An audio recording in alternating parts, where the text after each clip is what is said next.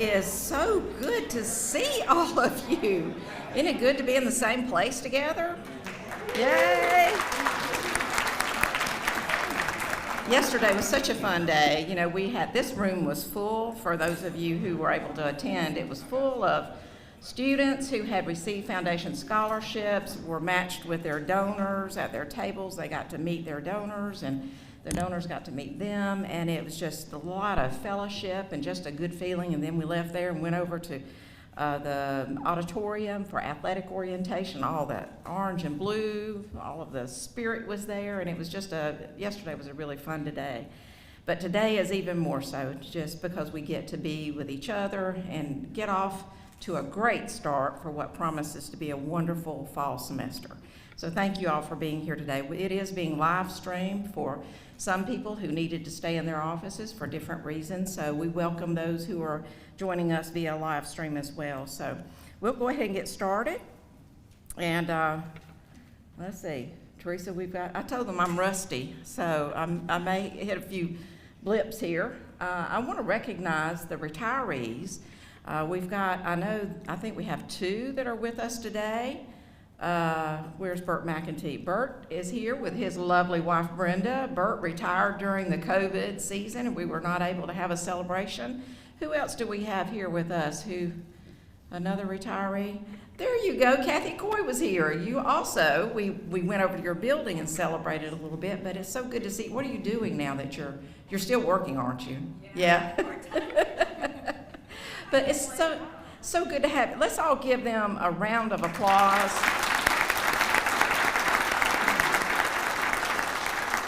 And congratulations. We may have an opportunity to roast you in a little bit, but we're just delighted to have you here today. And you can see back up just a minute, Teresa, you can see the names of so many people that we lost this year, through retirement, that we just really didn't have an opportunity to celebrate with them as we generally do. And so we really do miss them. Okay, Teresa, next one. And new employees. I have been interviewing a lot of people on Zoom, and some of them I've hired and have never even seen them since then. So I'm going to ask the new employees if you would stand up so that we can welcome you if you're here. John Barnett is an adult ed instructor over at, welcome John, he's over at Aniata. We've got Jenna Berry. Where's Jenna? Jenna, hey Jenna, welcome. Randy Hammond rejoined us as welding instructor and department chair. Glad to have you back. Jessica Charez is with us. She may have stayed over. I know that building was going to stay over there. Ality House, we're Aniata. Ality she may not be here. She's supporting Lauren Wilson at Aniata. Ality is a Wallace State graduate, was a singer. Letitia Jackson, chemistry instructor. Welcome, Letitia. Rachel Krebs is math and computer science secretary. Welcome, Rachel. Hallie Melton. I haven't even seen Hallie. Hallie, welcome. Hannah Nichols is our new residential life coordinator. Hannah's not here. Berkeley Nowak, library assistant. Berkeley, I hear you're doing a great job too. Welcome. Raymond Pierce is back with us. Where's Raymond? Welcome, Raymond Pierce. Kyle Putman, I saw you, Kyle, chief flight instructor. Kyle's a Wallace State graduate as well. Tia Rutledge, adult ed instructor. Tia comes to us from Birmingham. She's not here. Arlene Solis Loya. Arlene's doing a great job recruiting. We're glad to have you. Terrell Stokes, I think I saw Terrell here. Terrell, are you here? No? Maybe I was imagining things. Daniel Swindoll, Diesel Technology. I knew I saw Daniel. Good to see you. Justin Thurman, IT technician. Justin, are you here? Yeah. He's one of our newest favorite people, taking care of all these IT problems we have. Adam Thomas is here. We stole him from Chattahoochee Valley Community College. Stacy Sibley is our new interim director of dual enrollment, fast track, off campus. Welcome. And Lauren Wilson is our new Aniana Site Director. Welcome, Lauren. We stole Lauren from the Aniana school system, so we're glad to have her and look forward to growing Aniana. I want to congratulate Stacy Sibley and Brandon Smith. So if you guys will come up here, both of them 15-year honorees for Phi Theta Kappa. We received this recognition last year and was not able to give it to them. They've done a fabulous job with Phi Theta Kappa, so congratulate them on that.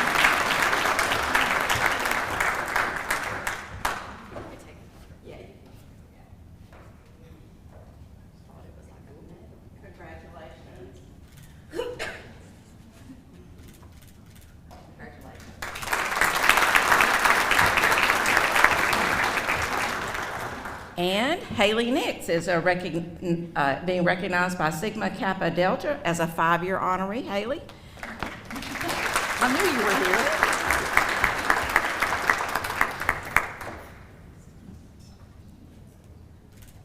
Congratulations.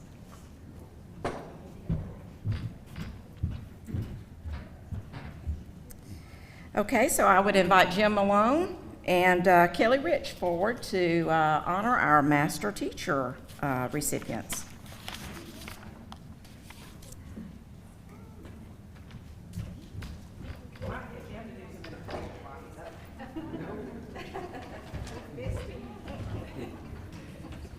Let's just get it out of the way.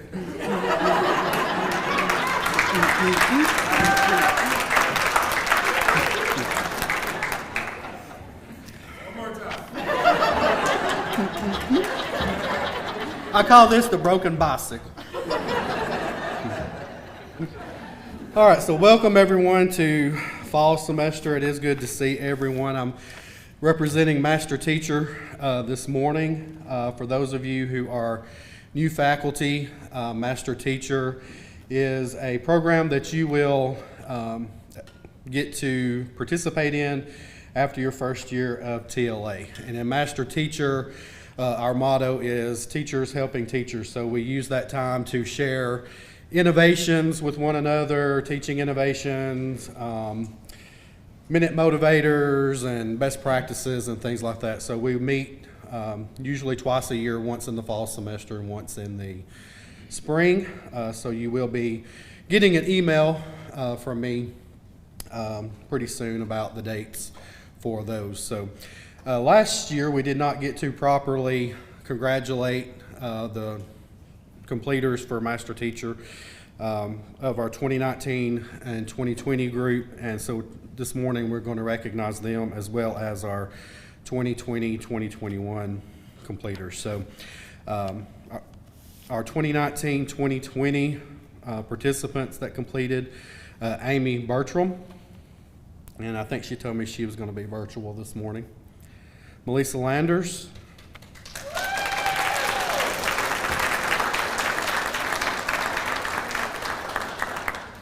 And Master Teachers, we are just going to take an individual picture instead of a group picture, so once you receive your certificate, you may be seated.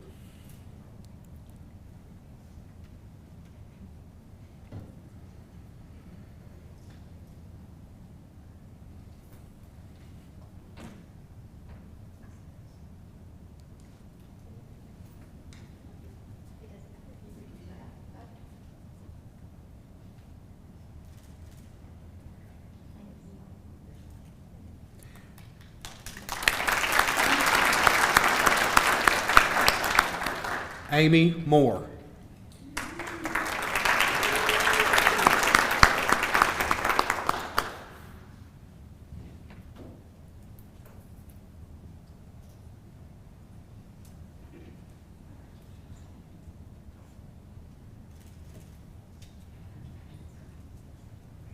And there is Amy Bertram. You just go ahead and stay standing. Come on up.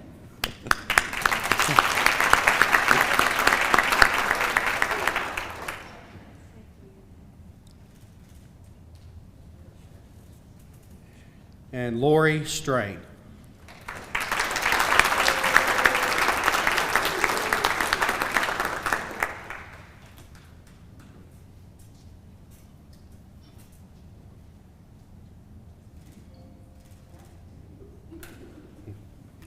Congratulations to our 2019-2020 Master Teacher completers. Now for our 2020-2021 group, Heather Ashley,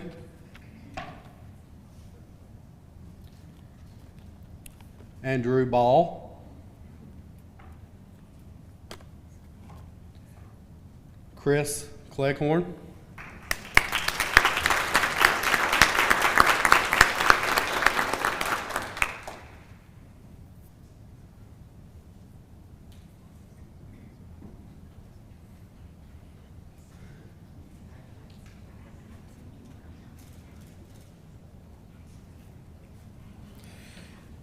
and I meant to call Brooke. I still don't know how to pronounce her last name, but Brooke Desnoes. Brooke Desnoes. Okay. Jackie Donaldson.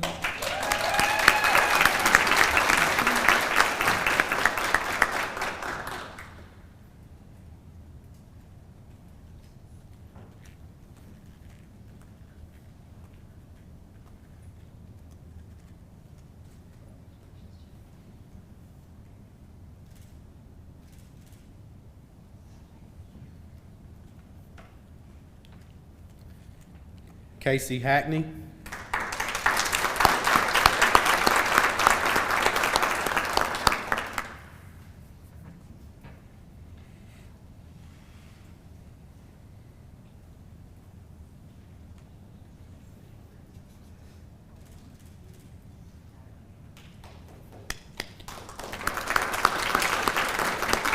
Matthew Jackson.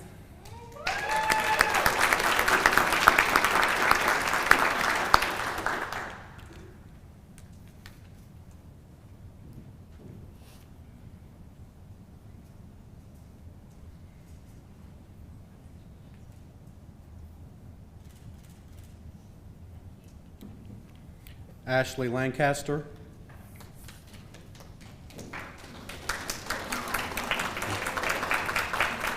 Chris Posey. I promise they did come to Master Teacher. Seth Terrell.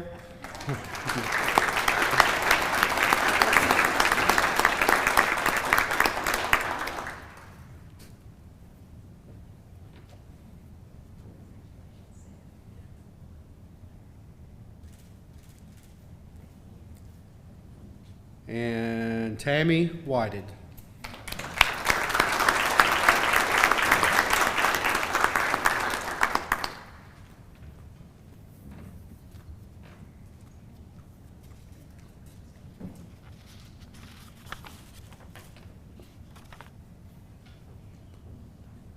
And there is Heather Ashley.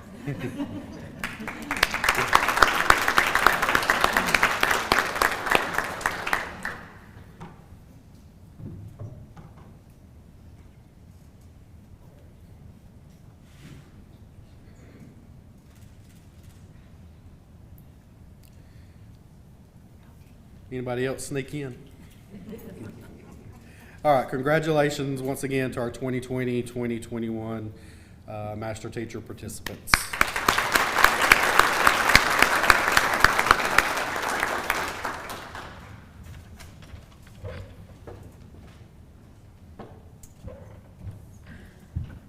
I'm very proud of all of the master teachers. You know, the concept for master teacher started many, many years ago.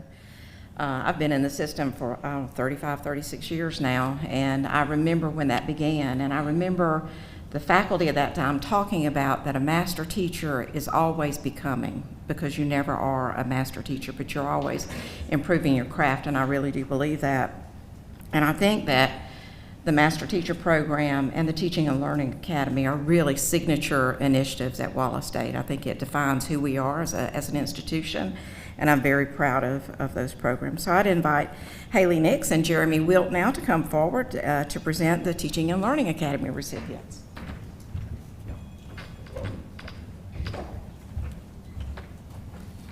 Good morning, everyone. I will not be as entertaining as Mr. Malone, but that's okay. I'm Haley Nix. I teach English here on campus. I also co-chair the Teaching and Learning Academy with Mr. Jeremy Wilt. We will be recognizing, just as master teacher, the 2019-2020 group as well as the 2020-2021 group.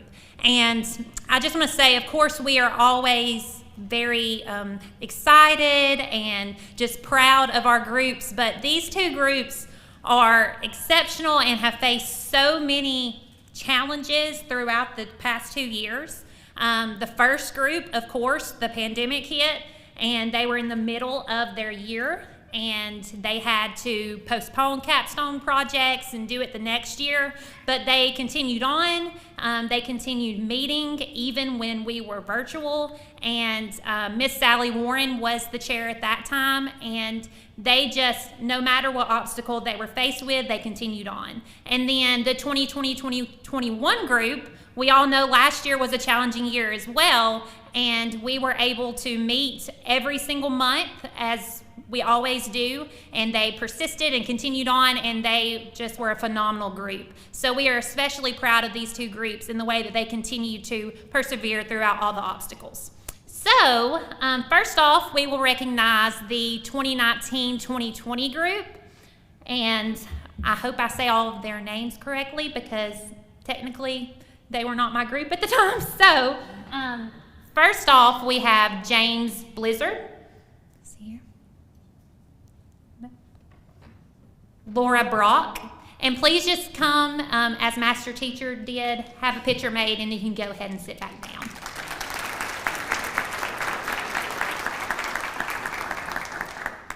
Stephanie Eisner.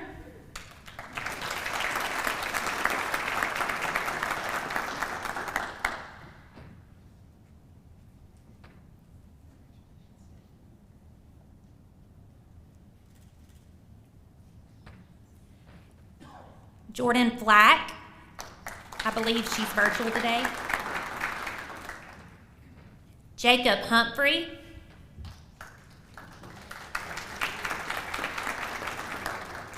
Ryan Iverson.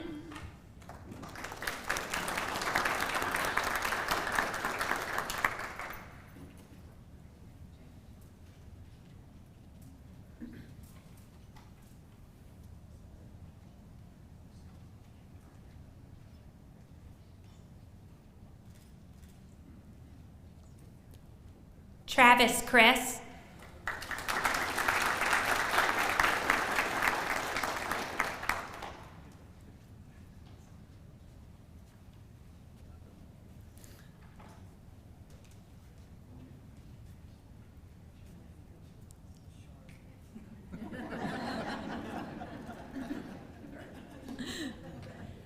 Jerry Mertz.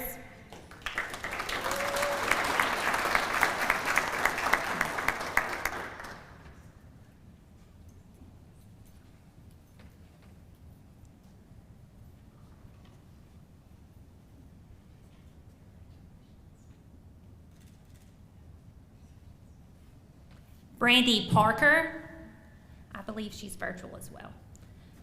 Laura Smith.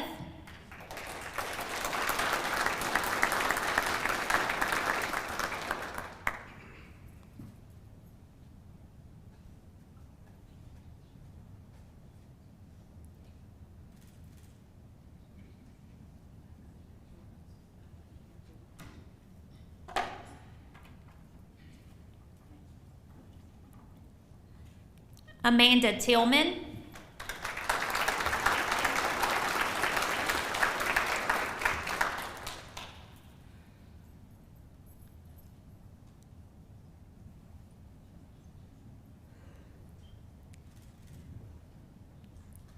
And Kelly Walker.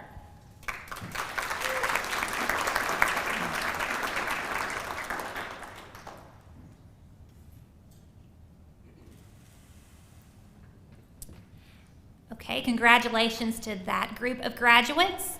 And now we will move on to the 2020-2021 group. Dean Autry.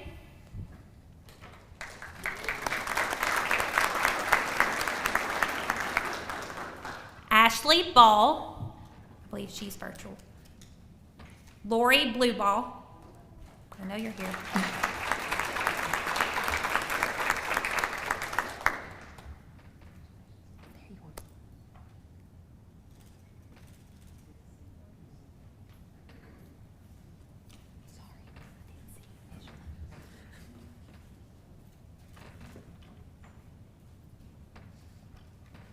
Adam Frazier.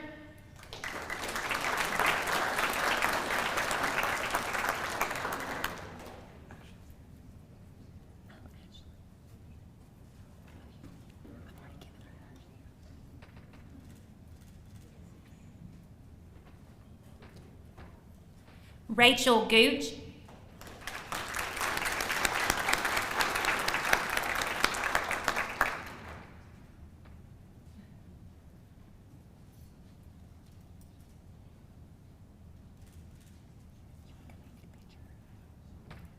Okay, Ashley's here. She's going to come take a picture real quick. She already has her thing, her certificate.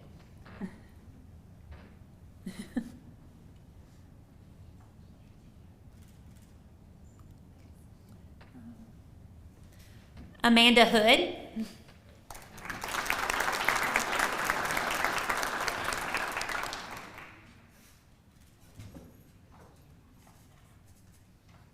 Greg Knight.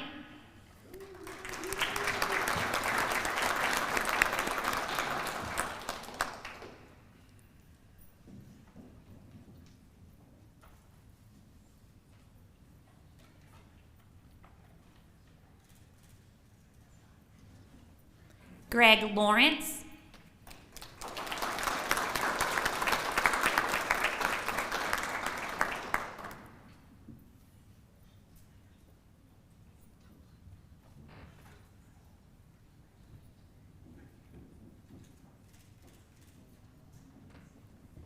James McKenzie.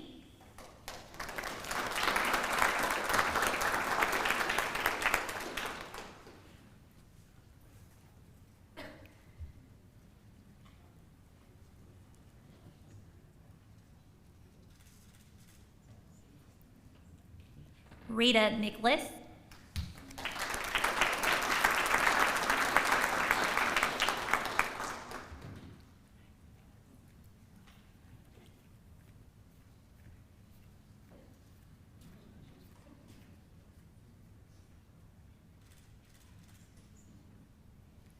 Doran Smith.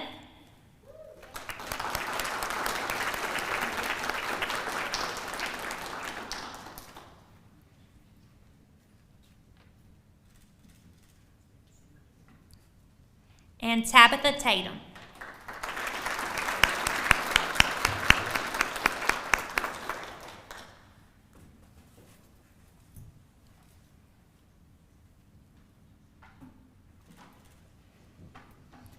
Congratulations to our 2020-2021 TLA graduates.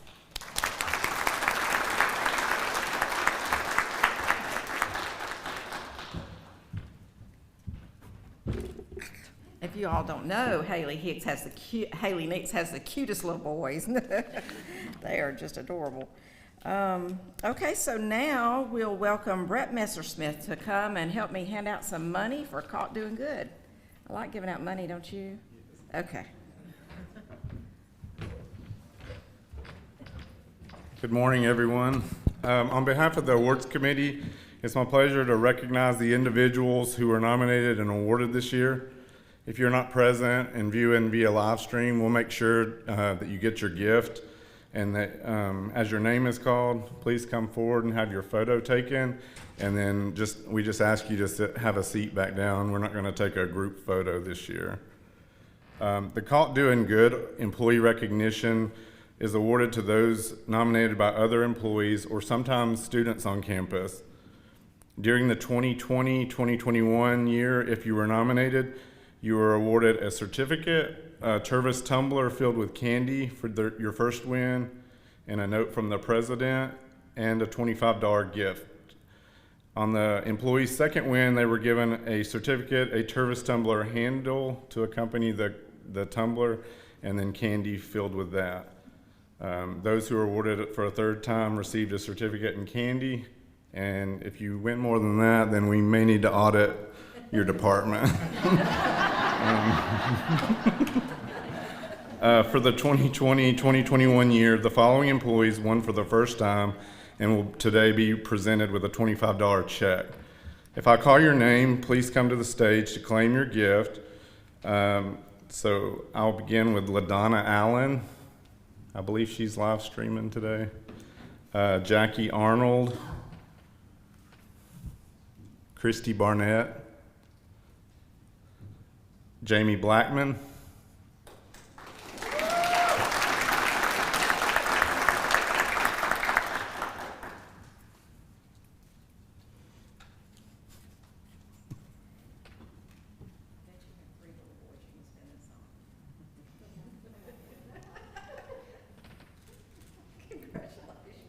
Renee Britton,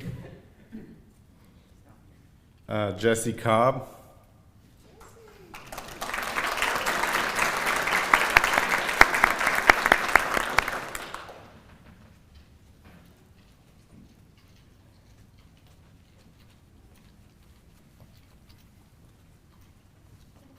Wayne Culpepper,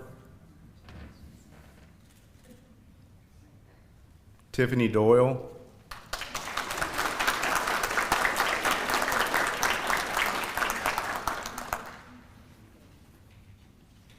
we got to bust up in their area during the conference, during testing week.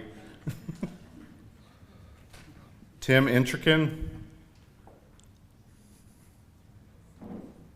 Hannah Hayes, Tina Holtz, Matthew Jackson,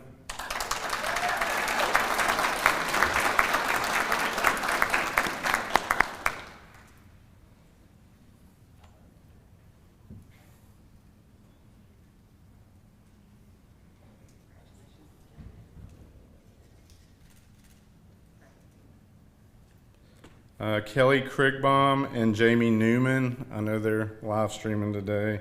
Kyle Price, Jamie Rogers, Deidre Rooker, Laura Smith,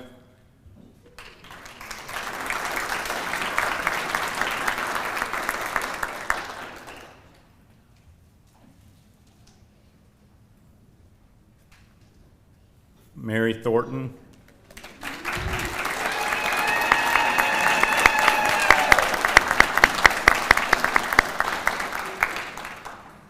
Daniel Young,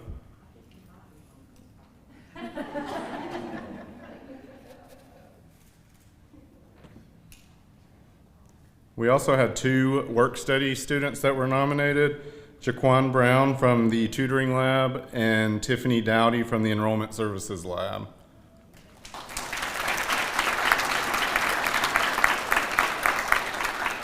Our next award, the League of Innovation Excellence Award, is awarded to the full-time employee who has a minimum of 3 years of employment. They exhibit consistent and outstanding accomplishments in leadership through innovation, professionalism, demonstration of expertise in his or her specific discipline and work, their service to students, college, and community. They also contribute to the college strategic priorities and initiatives which foster excellence in teaching, learning, and student success. They receive a certificate, a medallion, a League of Innovation Award recognition book, and a $50 check. This individual was nominated by a coworker that stated, "It's an honor to nominate her for the Wallace State Community College 2020 League for Innovation Excellence Award. She leads by example and hard work. She leads with compassion and self-discipline. She exhibits the kind of character she builds in others." General Douglas MacArthur said, "A true leader has the confidence to stand alone, the courage to make tough decisions, and the compassion to listen to the needs of others. He does not set out to be a leader, but becomes one by the equality of his actions and the integrity of his intent." This statement certainly describes Beth Williams. Please join me in congratulating Beth Williams for the League of Innovation Excellence Award.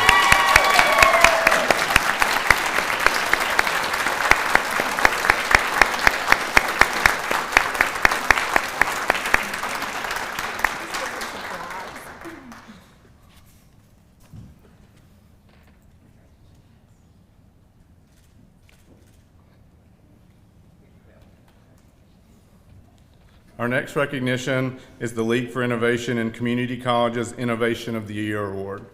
It recognizes innovative programs, practices, partnerships, policies, and activities that improve the ability of institutions to serve students and the community, and to honor the faculty, staff, and administrators who have created and implemented them. Criteria for the award includes quality, efficiency, cost-effectiveness, replication, creativity, and timeliness of the innovation. They also receive a $50 check and a certificate. This nominator wrote, "He has worked tirelessly to bring this new and innovative program to life, to bring diesel mechanics training to anyone, anywhere in the world. With his knowledge and close connection to the trucking industry, he knows the need for this type of skilled worker and has structured this in such a way where it benefits the employer and student because they can get the training and employment whatever town they are located.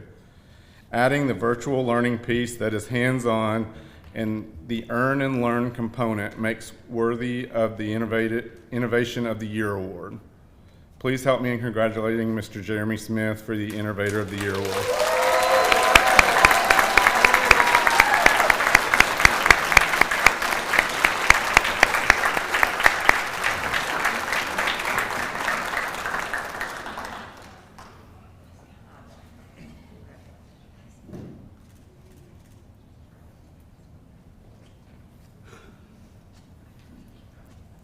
The next award, the NIZOT Award, is presented in honor of faculty, staff, and administrators for excellence in student success in staying with our Wallace State vision to be a world-class, internationally recognized entrepreneurial learning college.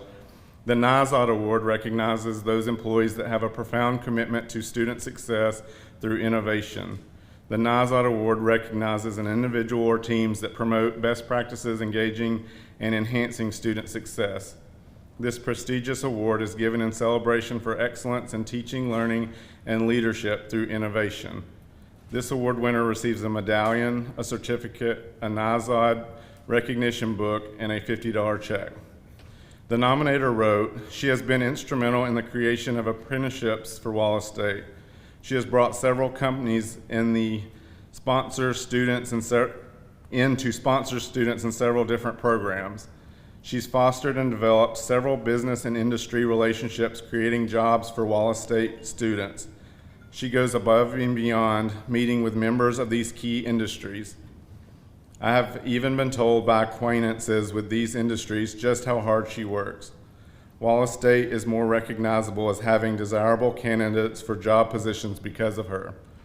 Please join me in congratulating Miss Chrissy Holmes as this year's NIZOT Excellence Award winner.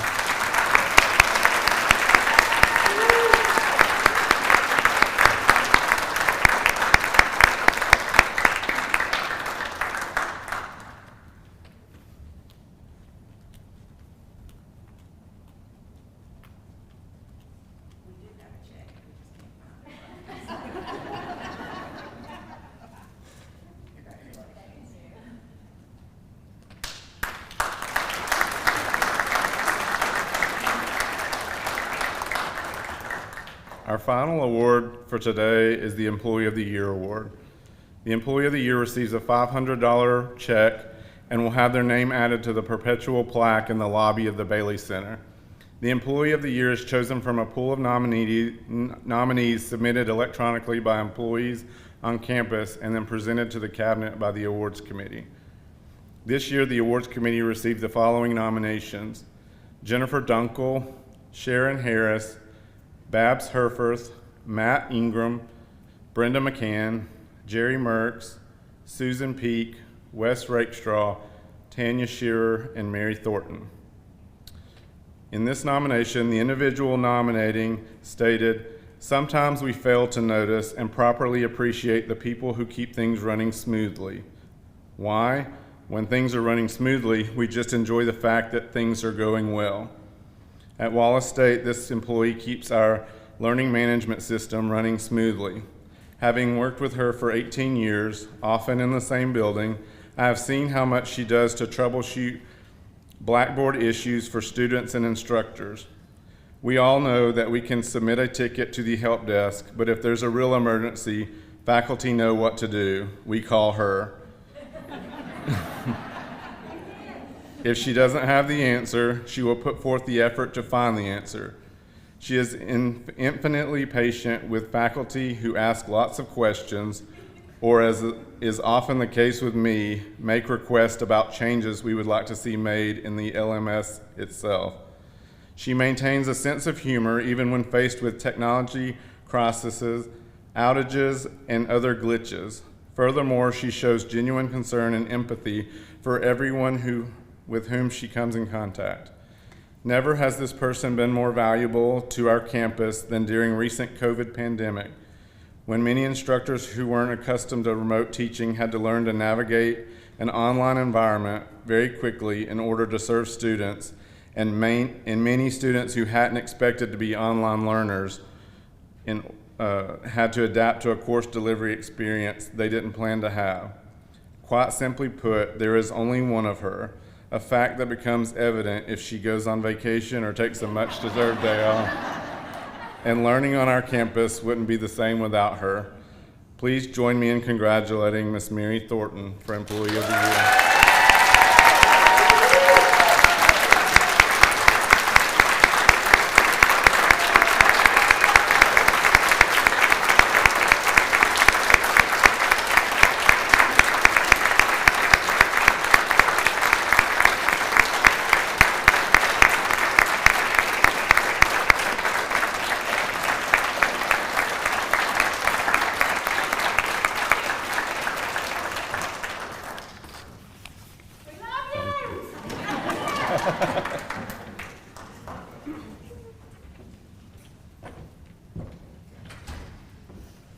I just told Mary that. I said, they love you. And then somebody says, we love you.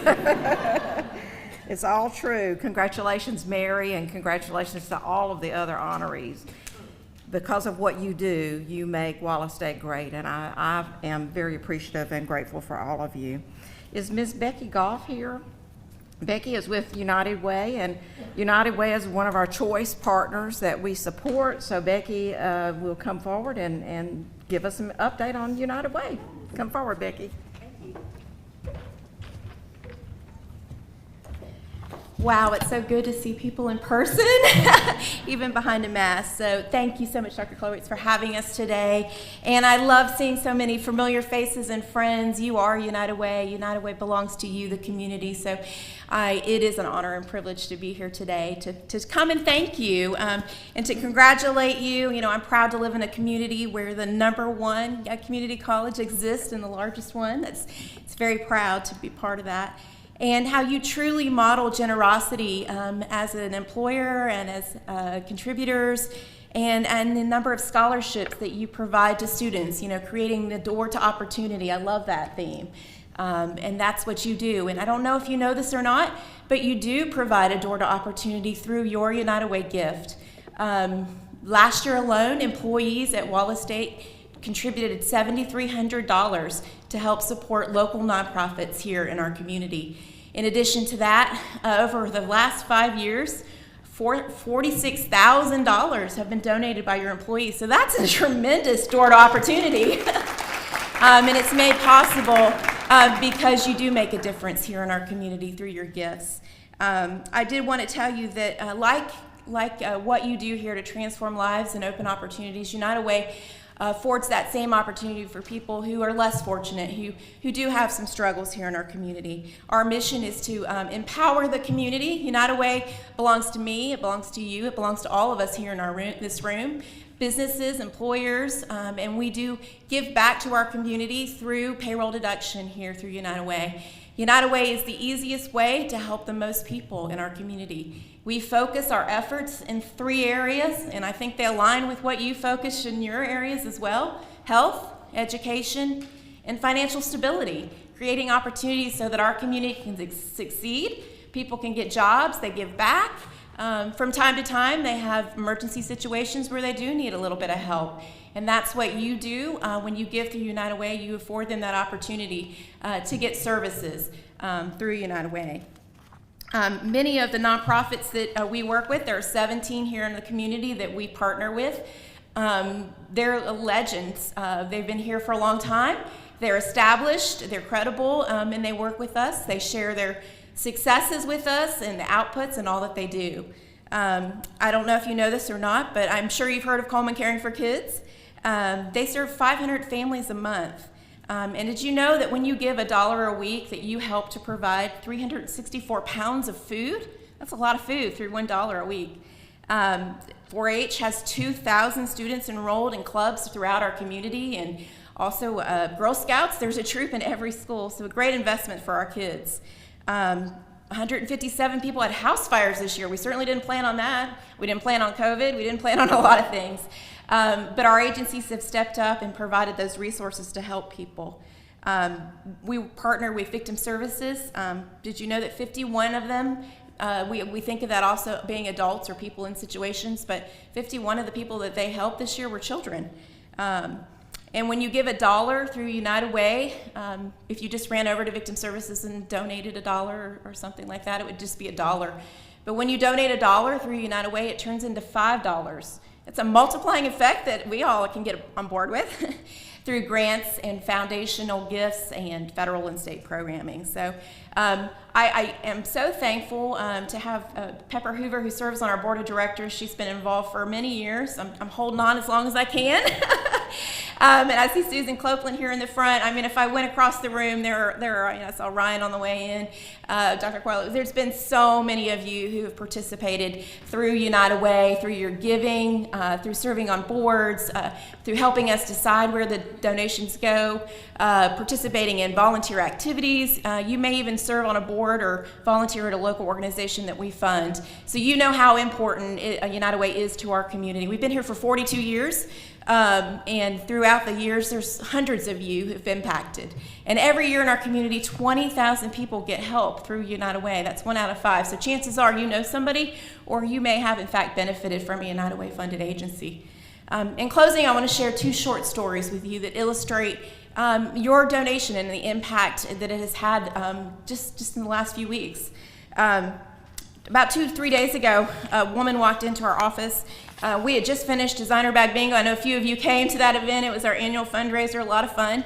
So we were in a little bit of chaos, and so when she walked in the door, I kind of stopped and was like, "Can I help you?" And she said, "Yeah." She said, "I'm in the car. I have a few kids with me," and she said, I've just left a situation that was pretty dramatic to me. My husband's an abuser. I left without anything. I've got my purse and my car keys. I don't have clothes. I need food. I need shelter.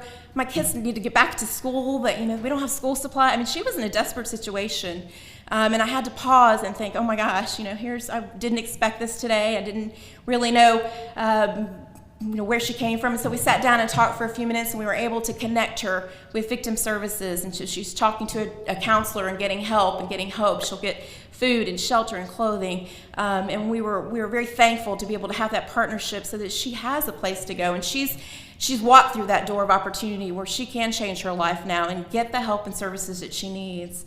And so when she left to go, I had to stop and pause because I was reminded of another story. About 6 months ago, another woman walked into the door with a completely different situation, and she had 3 or 4 kids with her too.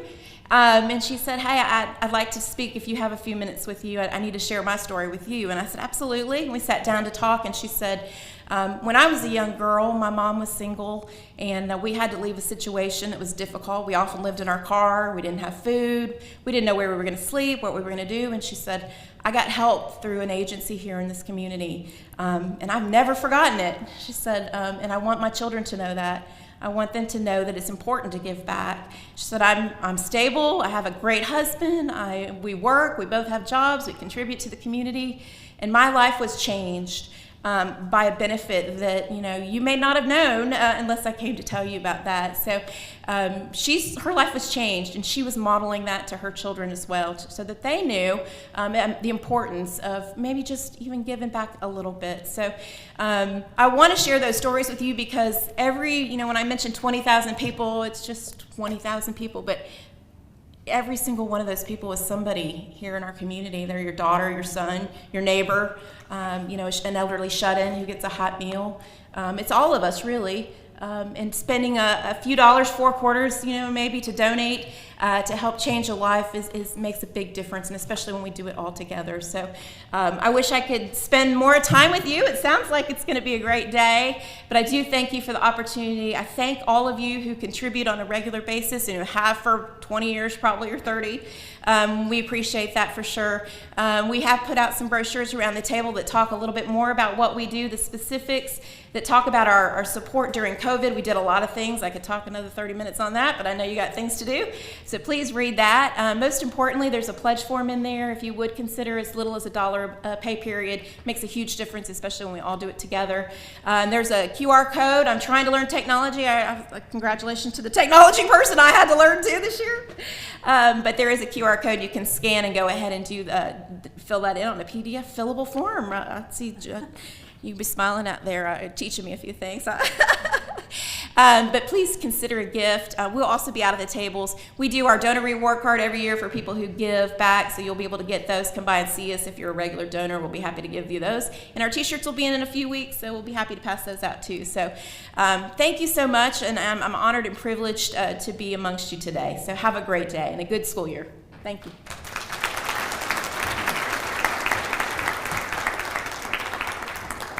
Thank you, Becky. I'm really proud that Wallace State supports United Way in that manner. $7,300.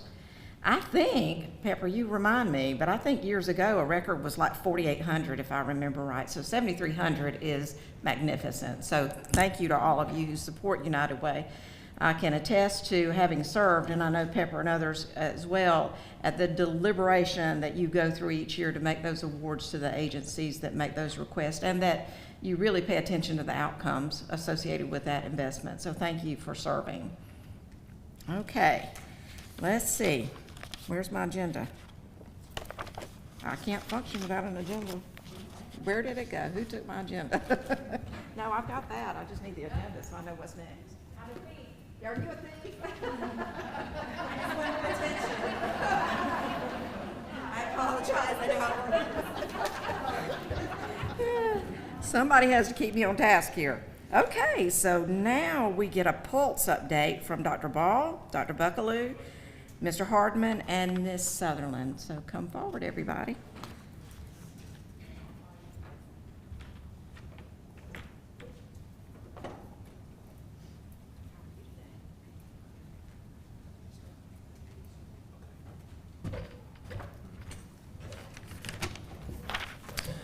Well, good morning, everyone. It's good to see you all here this morning.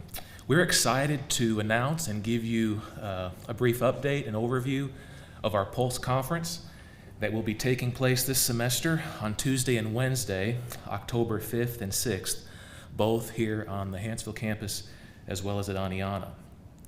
I like to call this our interdisciplinary extravaganza student conference, where we're really focusing on trying to help students gain some insights that they might not normally get within the strict confines or the purview of their degree programs. So there'll be some brain stretching going on with them, there'll be some worldview broadening, there will definitely be some academic cross-pollination. The way in which we envision that we're gonna sort of schedule this and do this is through what we're calling our 3 prongs, and these are really just 3 different categories of activities that will be offered. First of all, our Pulse Kickoff keynote speaker.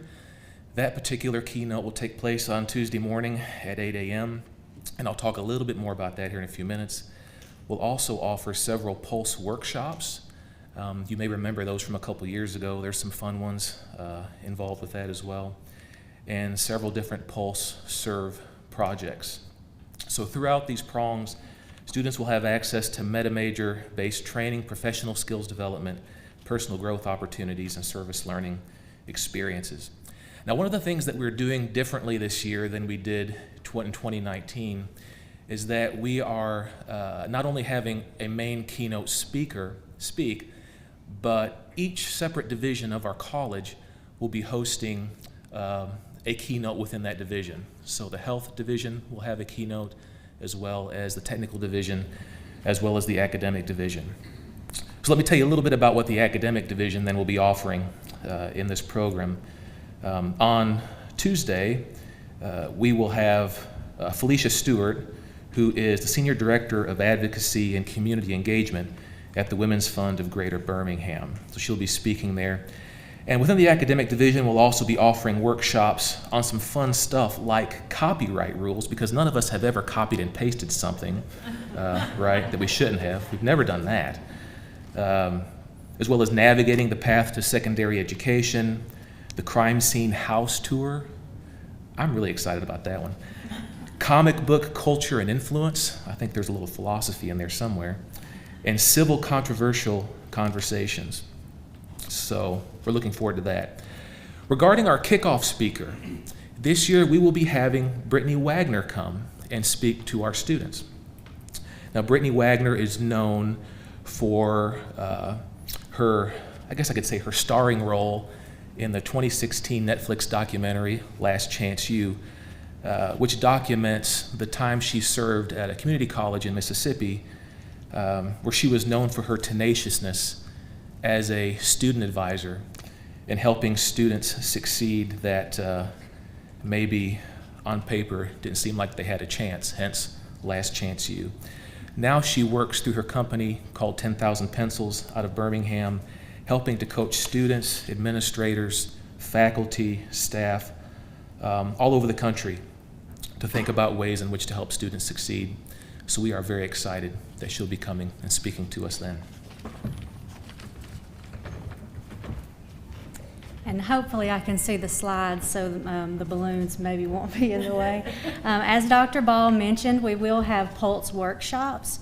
And just to kind of reiterate what those are, they're going to be quick 50-minute workshops that are going to be scheduled at our typical class times, so 8, 9:30, 11, 1, and 2:30. These are going to be focused on the student meta majors, professional skills, student success, and then things that focus on professional and personal development. So there's a variety of workshops, and we're going to have them in a booklet that you guys, I think Ms. Buckaloo is going to talk about that, but you guys will be able to see all of the listings, and there's quite a few. They're going to be offered in multiple sessions also, so that there's no conflict with if a student wants this versus that. There'll be multiple sessions to help meet the student demand.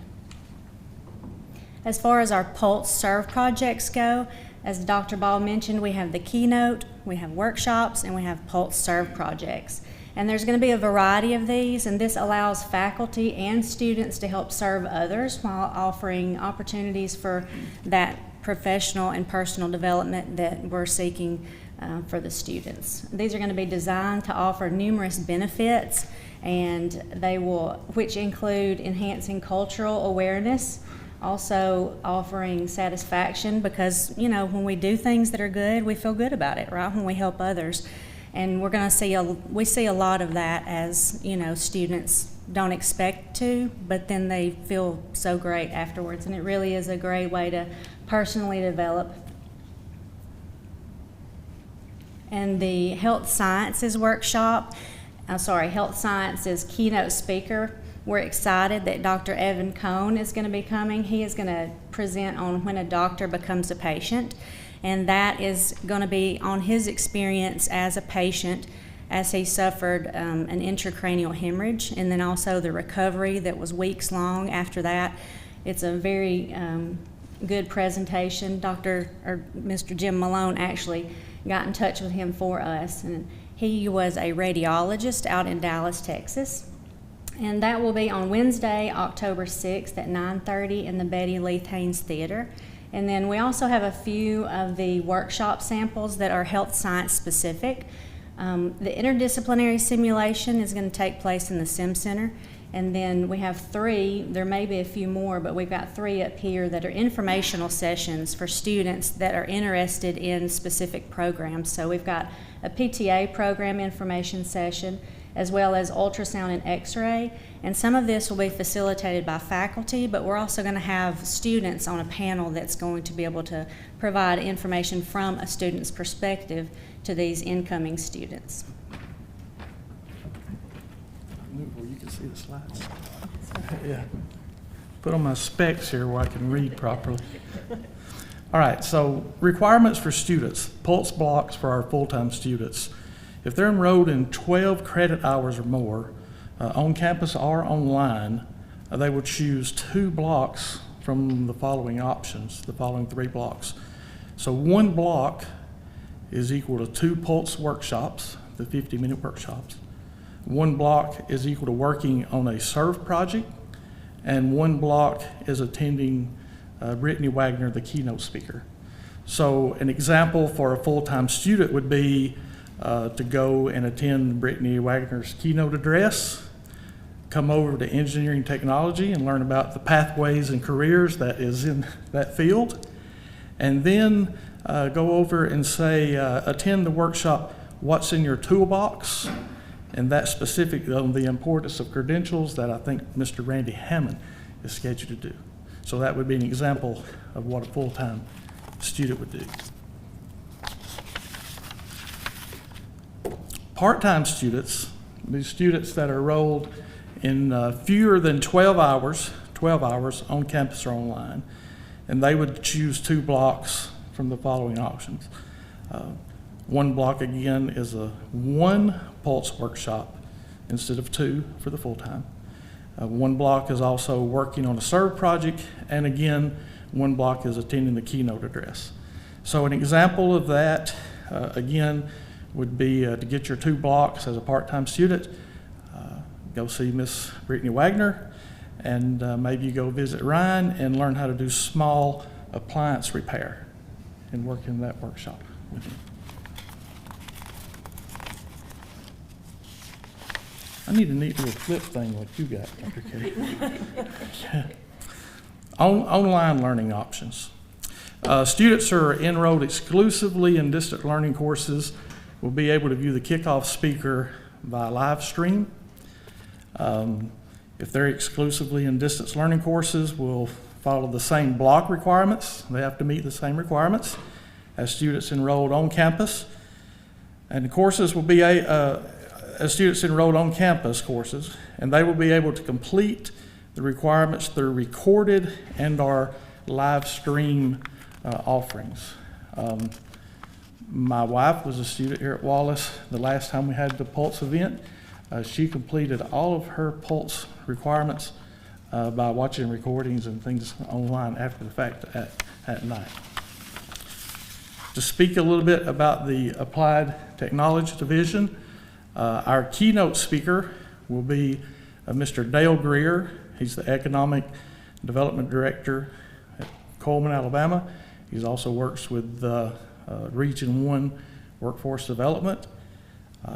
He's a good friend to Wallace State in many ways, and he will be speaking. I'd like to encourage all the Applied Technology Division for sure to encourage your students to attend his presentation. It's going to be Wednesday morning at 8 a.m. in the Betty Lee Haynes Theater. Okay, I think April mentioned this, but our division keynote speakers, attending that accounts the same as attending a workshop. Okay, that counts the same credit as a workshop. And they're open to all. You can cross divisions.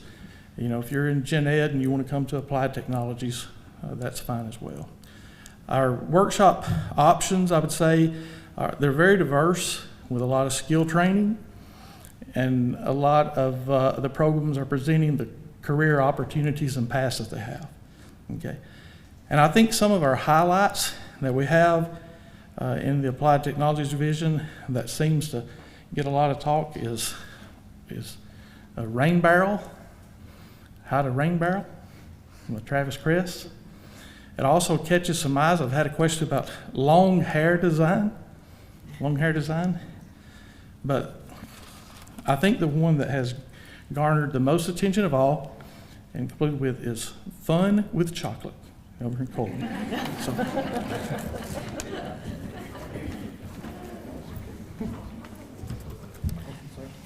So for this year, we have some things that have changed a little bit for Pulse. If you were here last time, you're aware of the fact that we had some registration issues because we had a very short amount of time to get that ready.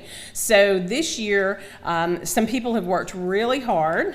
Gail Crutchfield has worked on the schedule with Mary Thornton and the system office, and we are actually going to be able to register students via their My Wallace accounts for Pulse events. Every workshop has its own CRN, and they'll register the way they would register for a regular class. And we're going to have a special registration period. It's a continuing education registration period. It will open September 13th, and it will close on October 4th, which is the day before Pulse begins. So encourage your students and advisees, people with whom you work, to go ahead and register as soon as they can to get those workshops that they really want, because everybody wants to tour the crime scene house, and we will run out of spots. Or everyone wants to go, learn about chocolate with Chef. So we want to make sure that they get in and get registered. We do have a scheduled book that we'll be printing and distributing, and it will be available electronically. We'll also have some print copies, and it'll have the CRNs in it, much as a typical schedule booklet would have. And those will be available as soon as possible. We have some folks on campus who are putting in those CRNs and creating those, and they started that this week, so those books should be available soon. And we'll be distributing those to you so that you can assist students when they are getting ready to register. And then we also have lunch for students this time is going to be provided in one location outside the Gudger Student Center, and Desperation Church is providing that lunch for our students just as a project, one of their service to the community projects. So they'll be doing that in one location, and we'll have lunch entertainment in other places, but they'll be able to get a free lunch, so students won't have to purchase anything or put forth any money to participate in Pulse as far as that goes. We have some assignments actually that go with Pulse. If you're interested in having your students do something and you don't want to create something, we have a Pulse reflection assignment that they can do that calls for a little bit of writing, not anything in great depth, but ask them to analyze their participation in Pulse. And Maddie has been so kind as to create our survey this year so that we can deploy it via Blackboard and have students take it so that we can get some good feedback and data from our students about their participation in Pulse. So please encourage your students to complete that survey so that we can learn about their experiences and we can retool Pulse to meet their needs better in the future. And then we need you in Pulse. A number of you have agreed to facilitate a workshop. We are so grateful to you. We have more than 200 separate workshop options over a 2-day period. And that calls for a whole lot of facilitators. We have faculty and staff who are facilitating. We have community members who are facilitating. If you didn't facilitate this year because you didn't know what that was or it's new to you, then please consider doing that in the future. Also, if you didn't facilitate this year, you may be called upon because those are days when if you're an instructor, you won't be doing your regular classes. Your students will be going to Pulse instead. So we may ask you to be a presenter buddy or direct traffic or help us to help the students have a great time on those 2 days and to facilitate their learning experience those 2 days. So just be aware, if I call you or someone else on the Pulse team calls you, please answer the phone. Okay, we're going to need those presenter buddies. Answer the phone, we will hunt you down. If you are an instructor and you're teaching a course, you want to, if you can, in some way incorporate Pulse events into your course, whether it's the keynote in your area or a student panel in your area, and you want your students to go to things specifically related to your course, that's wonderful. Have them do that, but please in some way hold them accountable or even offer an incentive of some kind for them to attend and to complete an assignment. And encourage them to complete the Pulse survey because we want all of them to participate in Pulse. We have a whole lot of interesting things going on. The workshop options have expanded and changed since last time. This week, I am attempting to requisition baby chickens. I never in my life would have thought I would have been attempting to do that as someone who teaches English. So there are many things that lie ahead that will be interesting. So please join us in supporting our students in Pulse. The Pulse team is listed here. These are our members, and we also have some people who have assisted us, those who can create CRNs. You are our favorite people right now. There are about a half dozen of you on campus, and you are wonderful humans because they're creating the CRNs to make these classes exist, and we are so grateful for your help. If you have any questions about Pulse, please feel free to reach out to me, anyone on the stage, or anyone on the team list. And Dr. Smith's office has sent out some reminders and save the dates and information, and you'll be receiving some more of that information. Also, on September 10th, the morning of September 10th at 8:30, we're going to have sort of a little informal information session for anyone who's new or wants additional information, has questions, donuts, drinks, and information about Pulse, and we're planning that for the 12th floor of the Bailey Center. That's a Friday morning. So please come join us for breakfast that morning and hang out and learn a little more about Pulse if you have time to do that. But thanks so much for your time today, and please join us in October, and hopefully it will be cooler than the last time we pulsed because it was 100 degrees both days. So thank you so much.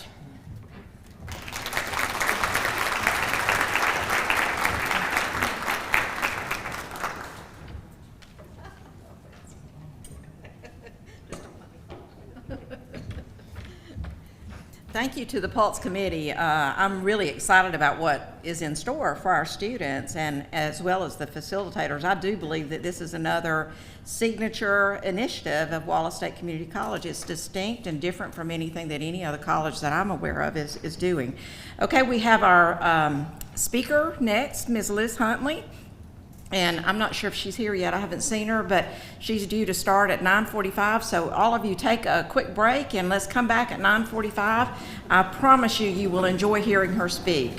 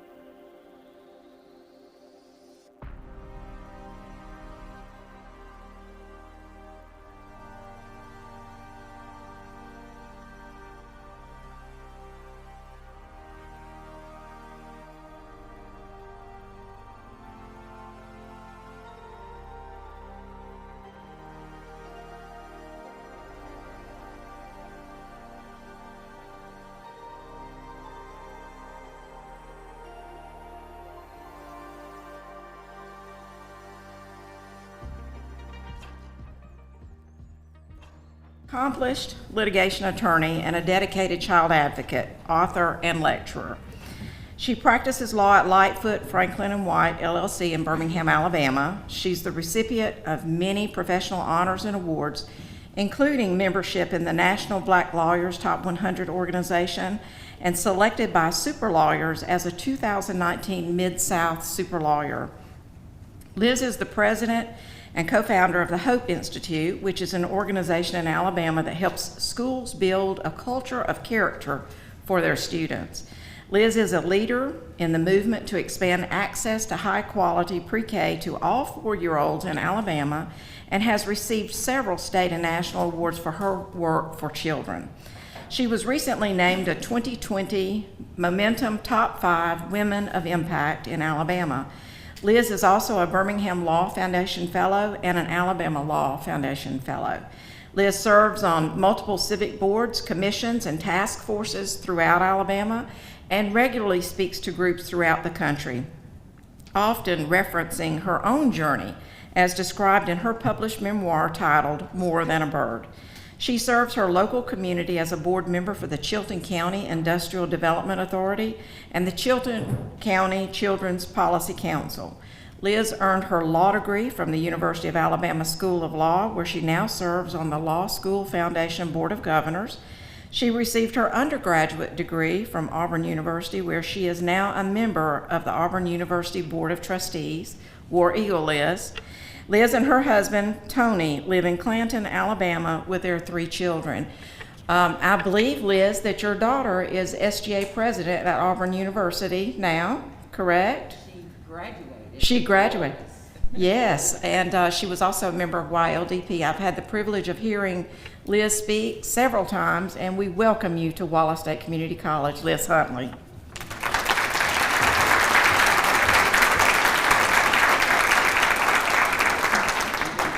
Shamefully get dressed in front of y'all. Good morning. Can y'all hear me? Is it good? Can everybody hear me? I'm kind of a walker, and because I'm a lawyer, if I get behind that podium, I might say, "May it please the court." I wear all these hats and I get confused. So, and you heard my little bio, little introduction there, and you saw that I went to college at Auburn and served on the Board of Trustees at Auburn, and I went to law school at Alabama and served on the Board of Governors at Alabama. So that makes me interracial in the state of Alabama. So I'm covered, you know. Let me just say it's such a blessing to be here, and of all those things on the list, we mentioned it at the end, but my biggest profession is that of being a parent. There is no greater calling on your life than the calling of parenthood, and I have 3 amazing children. I'm so blessed. I have my husband, who's an educator himself. We have these 3 children. I have my oldest, who's actually here with me, Ada Ruth. We brought my memoir for anybody. If you want to purchase it after my presentation, feel free to. No big deal. We just brought them because, as a courtesy, if anybody wanted one once I spoke. But so Ada Ruth is with me. Ada just graduated from Auburn. This year she had the privilege of serving as Auburn's first African-American female SGA president. So she was elected last year. Heck of a time to be SGA president at Auburn, huh? Not a lot of perks in the role this past year, but you know, we've explained to her that, you know, it seemed somewhat of a curse, but it's somewhat of a blessing at the same time, because never, ever, ever will she have an opportunity like she had in her life this year to learn how to build resilience and change in real time and adjust, and those experiences she will take with her for the rest of her life to help her in her professional life. She's headed out to Napa Valley, California in a couple of weeks. She and her dad are going to make that drive. I'm flying out there to meet them. She will be going to the Culinary Institute of America Graduate School program. She is all things food and food insecure people and all of that stuff, so y'all might see her on the Food Network one day. I certainly hope so. That's her goal, and I have she's also a YLDP. Yes. graduate and a recipient of the scholarship opportunities provided through the program. And she will say that hands down, I like to thank you all for your support of the program, because she was involved in so many things in high school, and hands down, it was the most important thing that she participated in. She will say that to this day, because the focus on building leaders with character, it's so critically important. And my second child, Sarah Beth, we just moved her in yesterday for her second year at Vanderbilt. And so she's a sophomore at Vanderbilt University, also a YLDP participant and scholarship recipient, and was so blessed by the program. And she's an aspiring film and creative writing person, so maybe you'll see her on the red carpet one day. I don't know. We just support it, right? And then I have a 6-year-old son who started first grade last week. That is exactly what you're supposed to do, laugh.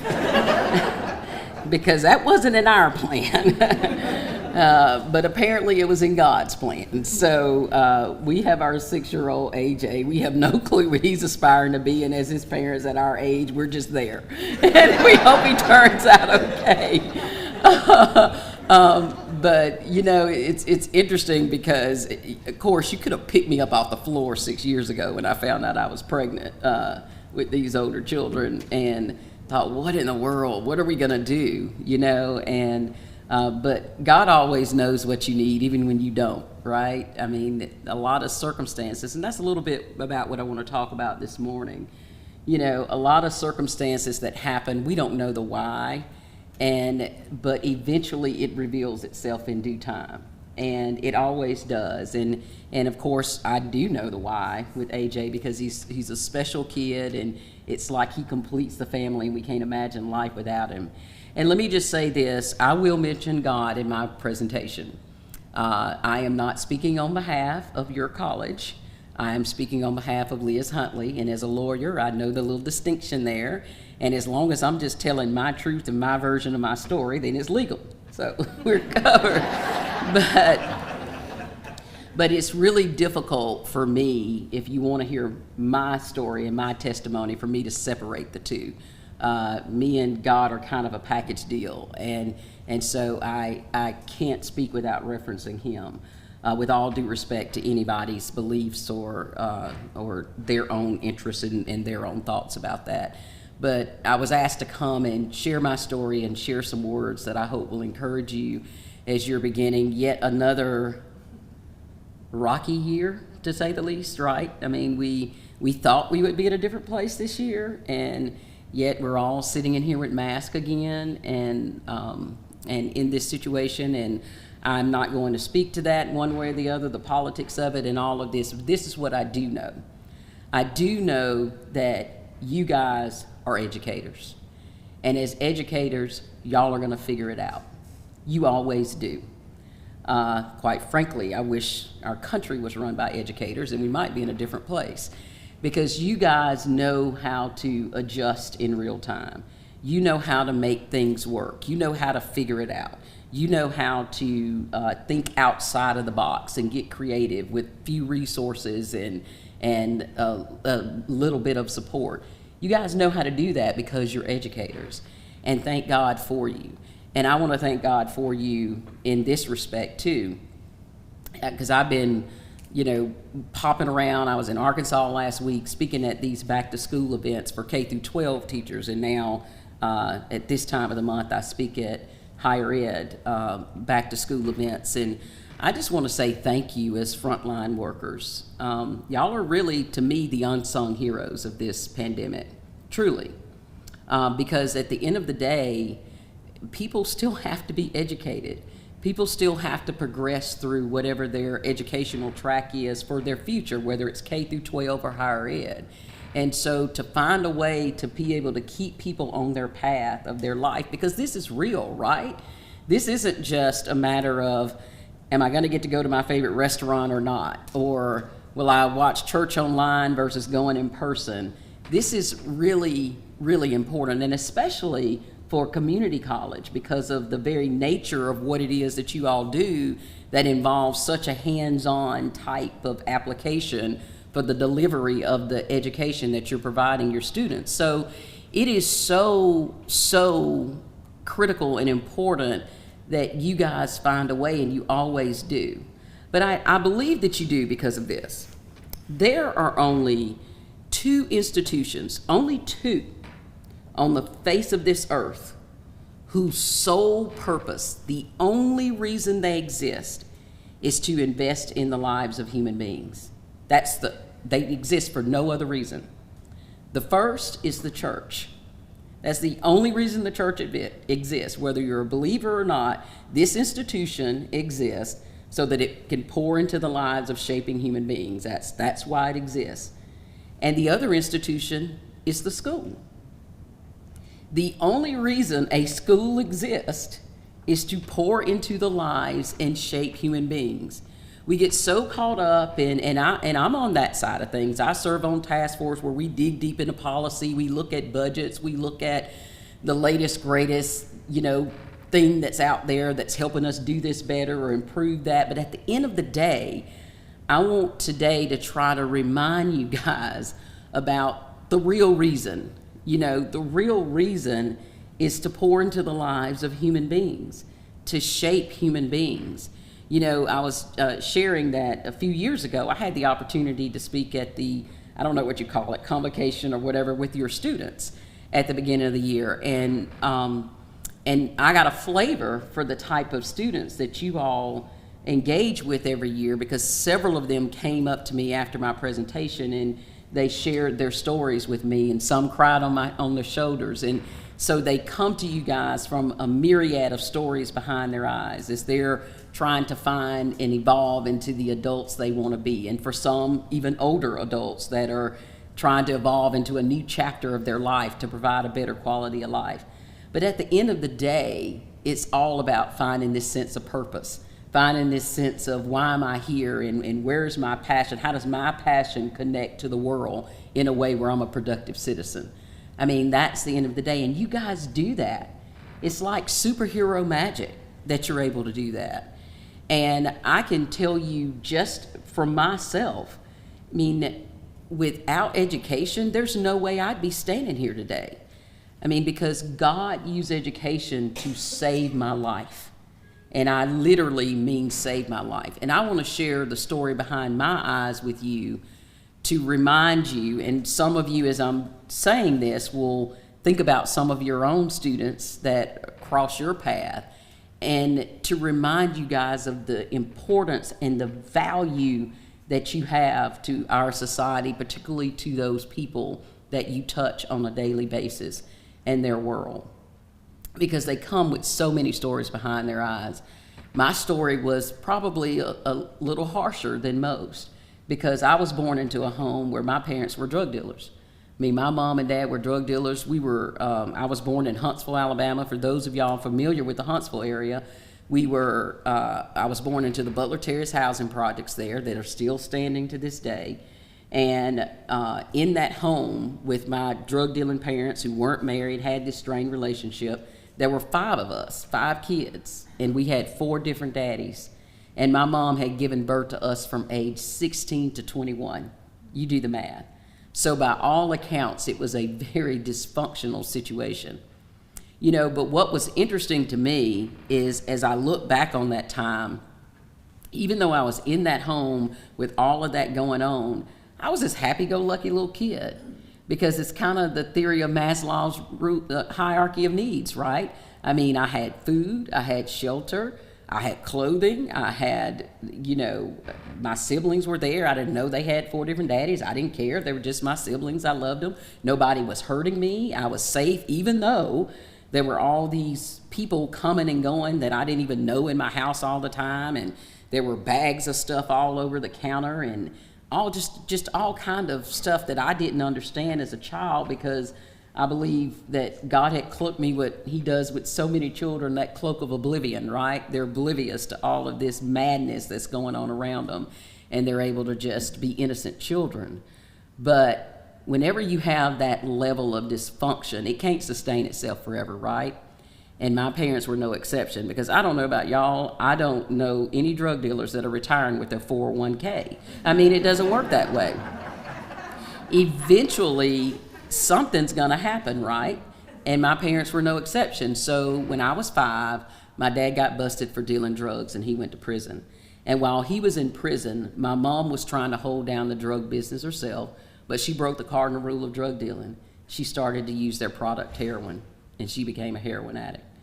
And for reasons unknown to me to this day, one day my mom packed up our clothes and she took me and my youngest sister, same dad, she took us down to Clanton, Alabama, to the housing projects there with my paternal grandmother, my dad's mom, and left us there. She took, and it was end of summer, so it wasn't unusual for us to go stay with cousins or grandma, whoever, you know. Took my middle sister to Hueytown, outside of Birmingham, and left her with an aunt. Made arrangements for my oldest brother and oldest sister to be with her sister because they'd started school.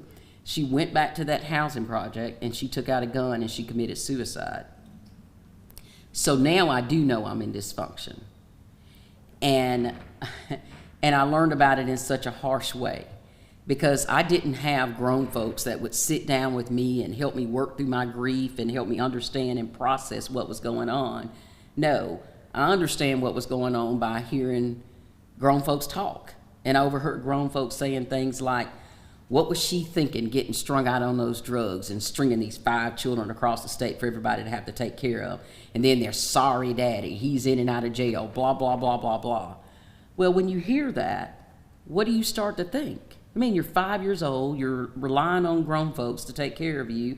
You got this younger sister that you now feel like you got to take care of because you start to wonder if you're a burden on people.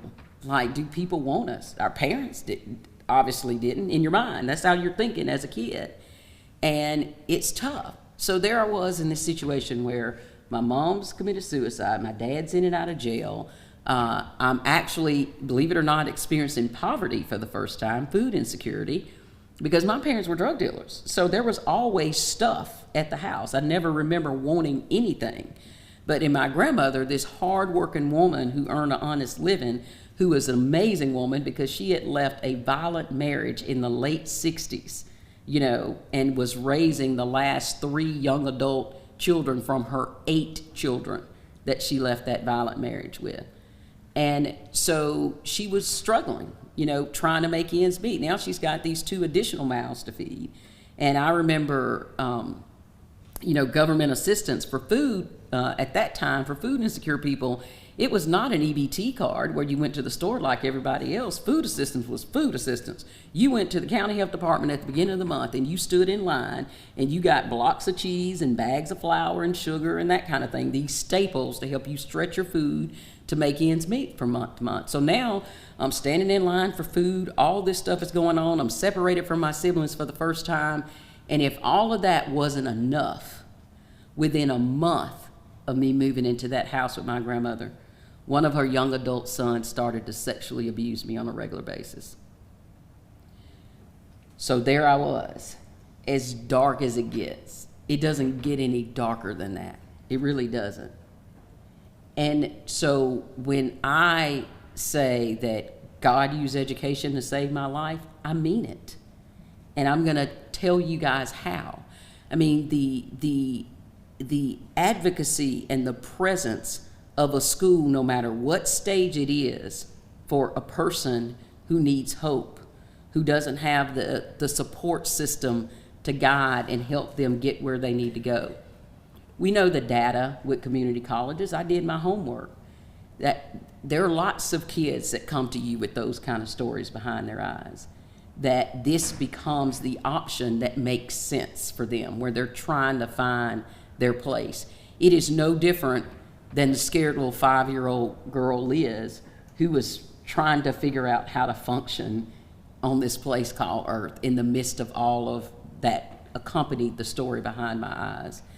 Now, what was interesting was when I wrote my book, More Than a Bird, and I have it out there, and by the way, it's written on a 6th grade level, so that means all of y'all can read it, right? So I originally wrote the book for kids. I wanted middle school kids to be able to read my story, see the details of my story, to capture this one main point in the story.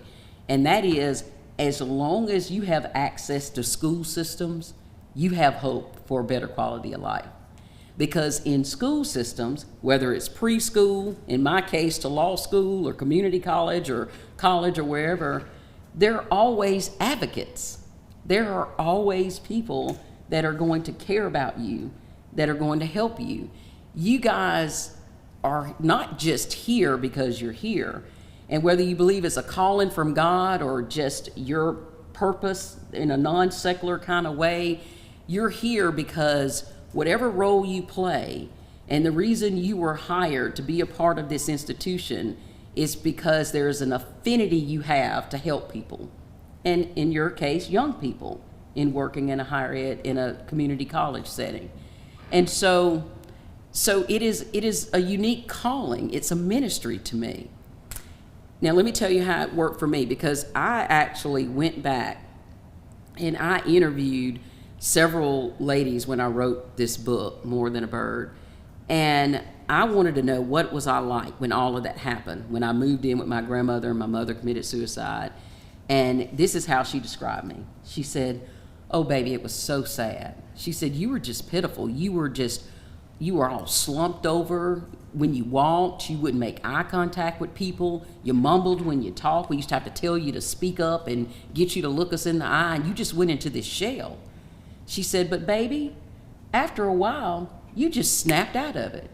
She said, "You just snapped out of it and everything was fine, and you started doing good in school, and everything was great, and we're just so proud of you. Look at, you're a lawyer now." Well, guys, I didn't just snap out of it. That's not how it works.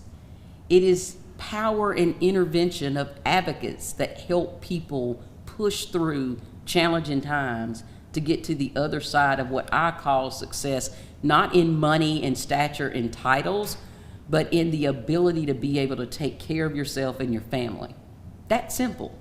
That to me, and to do it doing something that you love to do. Doing something that you pinch yourself and say, "I can't believe somebody's paying me to do this."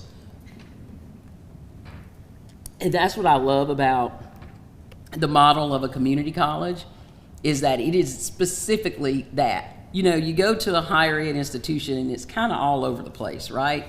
I mean, most of y'all went to some higher ed training, and it's sort of all over the place and it's kind of amorphous. But when you come to a community college, it's very focused. It's very focused in on that specific thing that you want to focus on, that you get to jump right into, as opposed to just sort of floating all over the place as you're trying to find your place. And it couldn't be more critical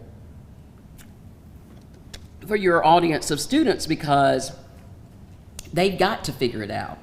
They've got to figure out what that place is. They don't have a lot of time. They don't have a lot of resources.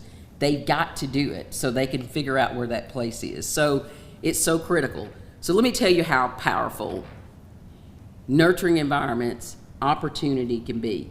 So this same little child that was all withdrawn and all this stuff, I'll never forget, in my community at the time, we were going through the early stages of integration, and the all-black school had closed down, and the black kids were being bused across town in what had been the all-white school.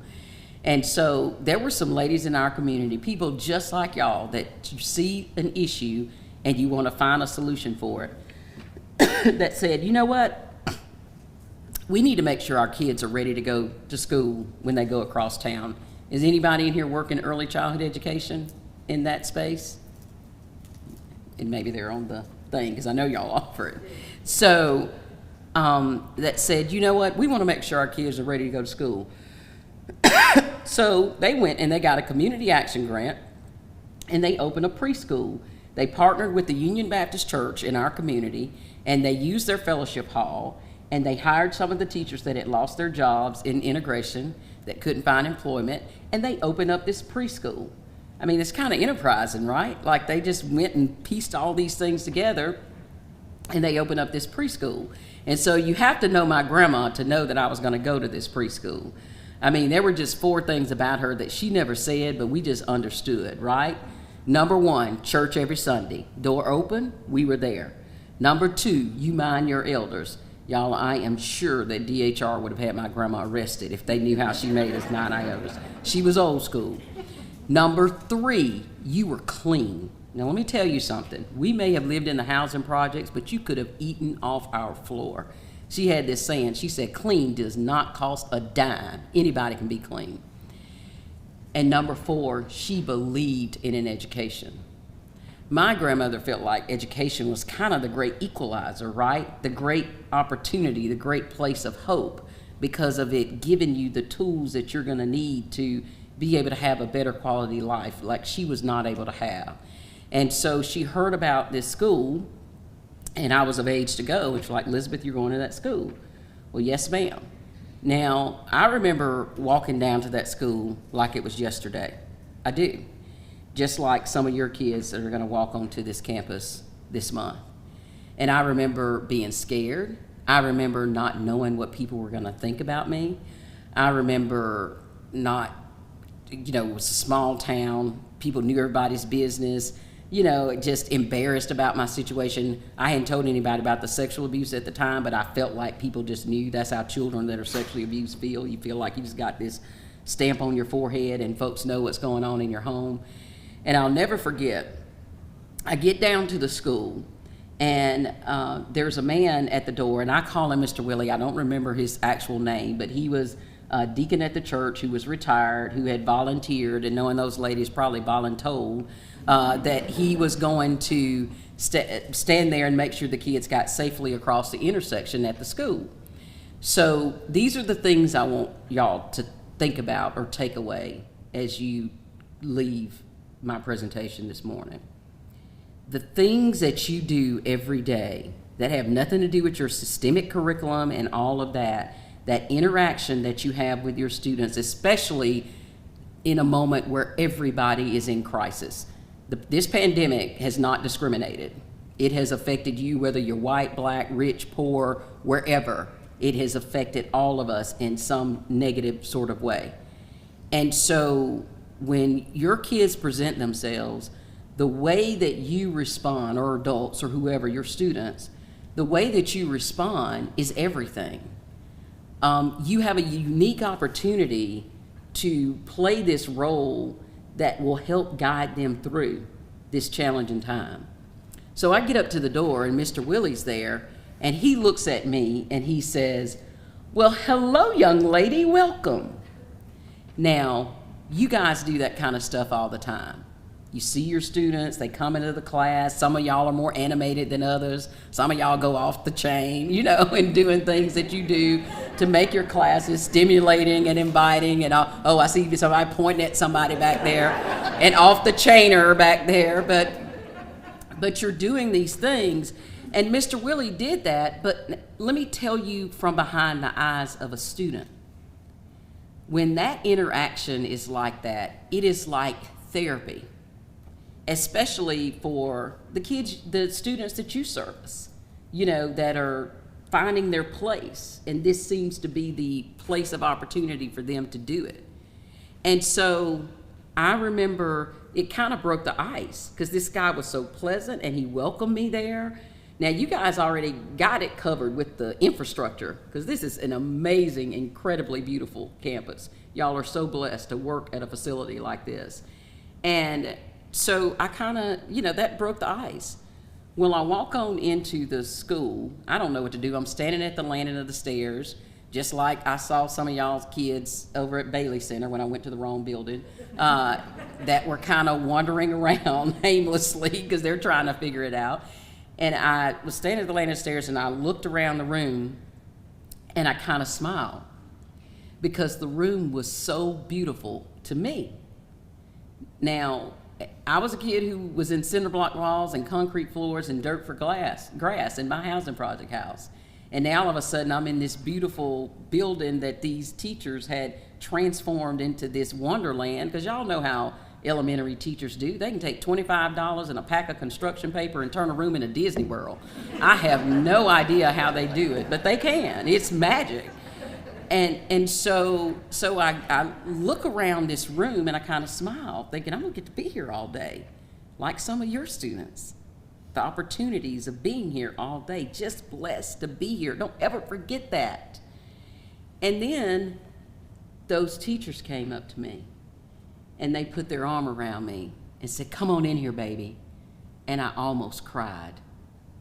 Because for the first time in my little fragile life, I felt the nurturing touch of an adult, and I melted under it.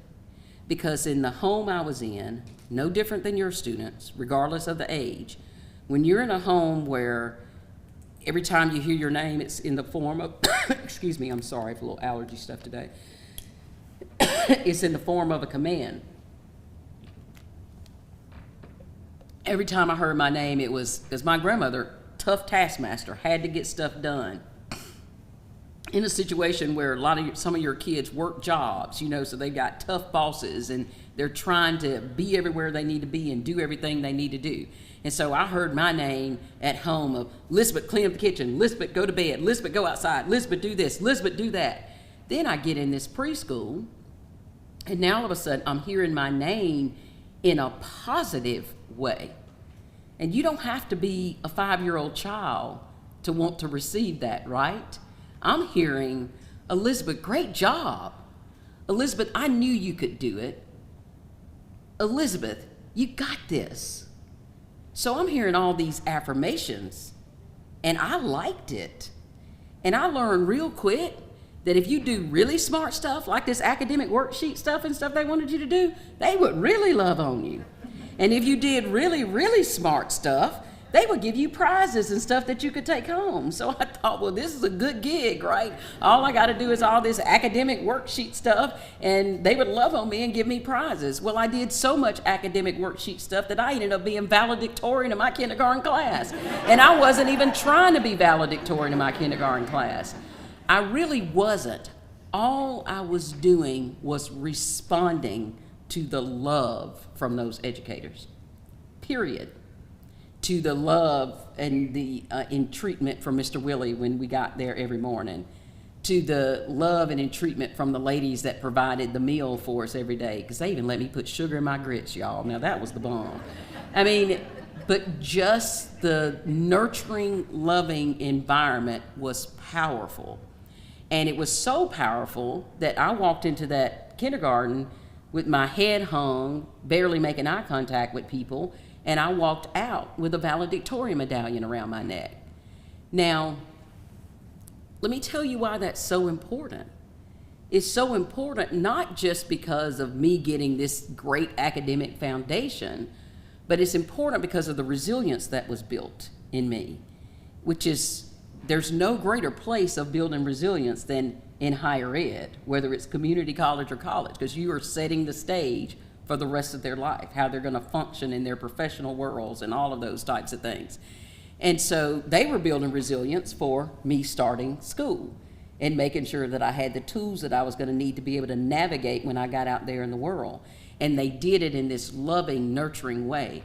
I don't want you to ever underestimate the power of compassion, the power of looking at the story behind the eyes of each one of your children and meeting them where they are. It is so important because it can be the difference in success and not success. Now, just as an aside, I have to say this because a portion of my proceeds of the book goes to help with high quality pre-K. You know, it's just a game changer, that early intervention for me and for any kid that does it, because here's what we know. We know that a kid like me experiencing 4 or more ACEs, adverse childhood experiences, there's 10 of them, I experienced 9, that normally, when those kids go through those experiences under the age of 6, it actually stunts the proper development of the brain, the frontal cortex of the brain, to where their processing, their executive function doesn't work properly. And there's no pill that can fix it. There's no magical therapy that can fix it without intervention and changing their circumstances. The only thing that we know in science, without a shadow of a doubt, which is why I wanted to celebrate our early childhood folks today, is that the nurturing power of that environment can not only stop the negative neurology that these ACEs are causing for these children, it can reverse damage that's been done. Educators are powerful, and their ability to impact the life of a child even down at their earliest stages, not just the life, but the brain development of a child. And so I never want to lose an opportunity to educate anybody about the power of that, but it's the power of education. That's why I believe it's a ministry. Now, you get educated, then you get these things that are going to build resilience and the tools that you're going to need to navigate in life.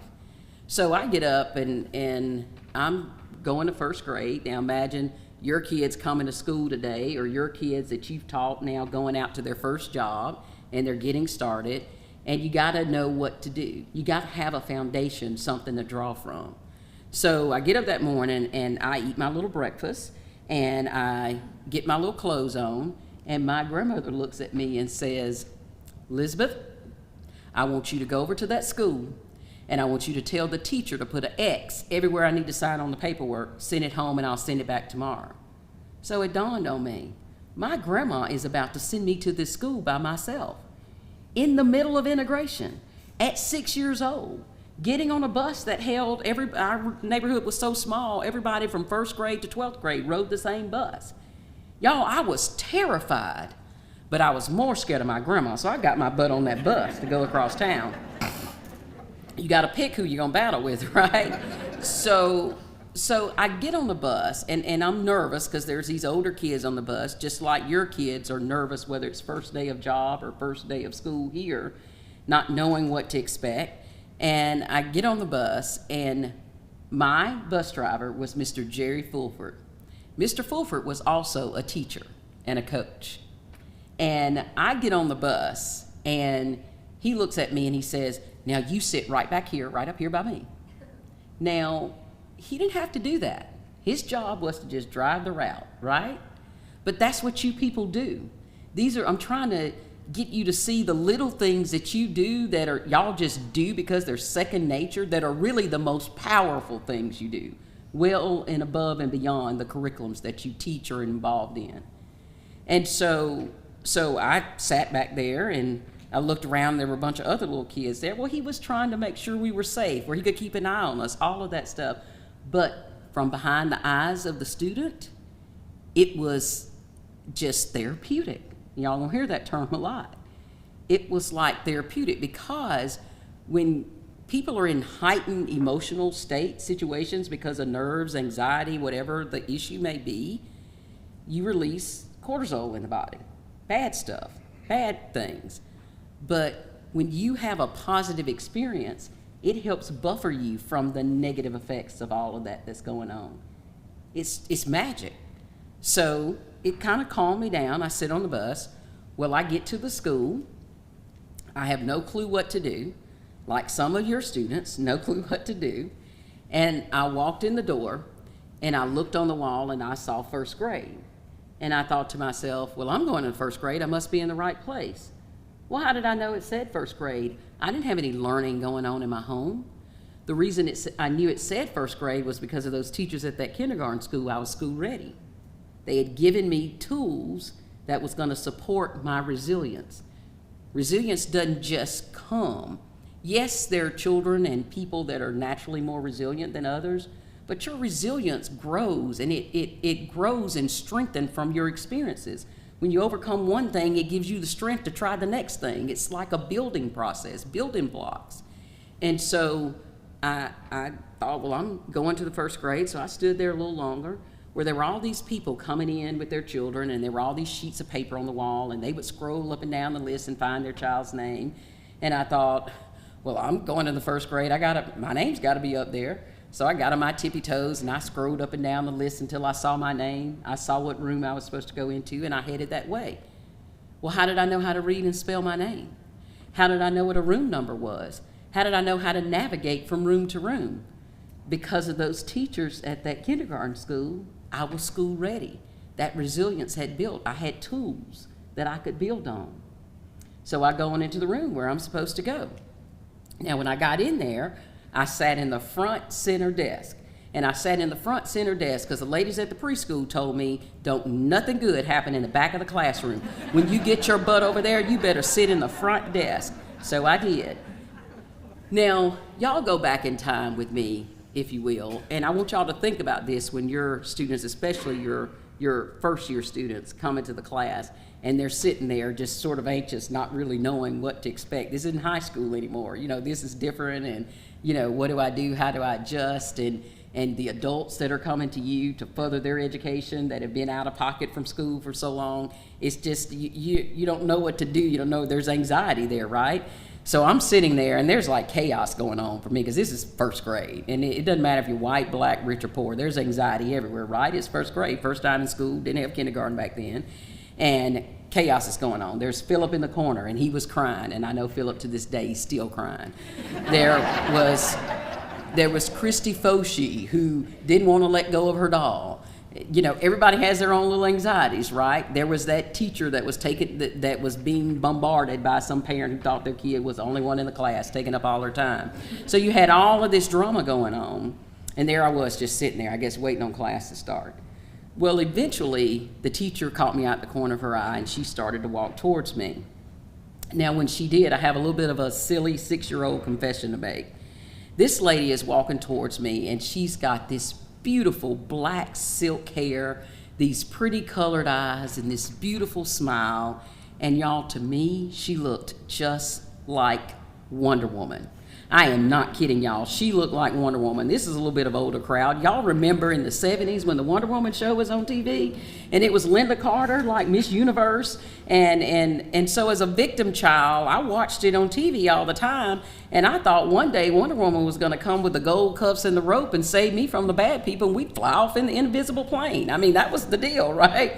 And so this lady's walking towards me looking like Wonder Woman. In my little mind, I'm thinking, could this be? Is my teacher Wonder Woman? Like, how cool would that have been? Well, it wasn't Wonder Woman. It was Miss Pam Jones. But she was my Wonder Woman, because let me tell you what happened next. Miss Pam Jones said to me, well, hello, young lady, what is your name? Well, y'all, I panicked. I didn't know anything about registering myself for school. So all that could come out of my mouth was, my name's Elizabeth Humphrey, and my grandmother told me to tell you to put an X everywhere she needs to sign on the paperwork, send it back home, and I'll bring it back tomorrow. I just spit it out. I had rehearsed it over and over and over again. And you may say, well, Miss Huntley, we're at the community college. Why are you telling us this first grade story? Because you have these stories. Because you meet your students at a crossroads. Every single person in this room has had some interaction with a student on this campus, and that where you've had to make a decision.